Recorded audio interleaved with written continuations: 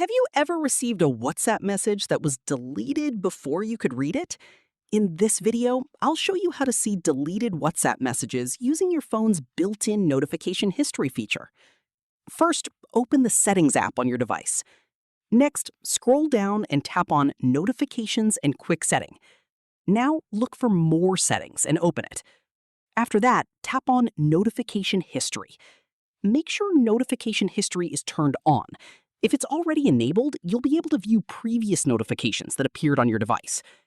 If a WhatsApp message was received and later deleted, you may still be able to see its content inside the notification history, provided the notification was received before it was deleted. Keep in mind that this method only works if notification history was enabled when the message arrived. And that's it. That's how you can check deleted WhatsApp messages on Android using notification history. If this tutorial helped you, don't forget to like the video and subscribe for more WhatsApp tips and Android tutorials.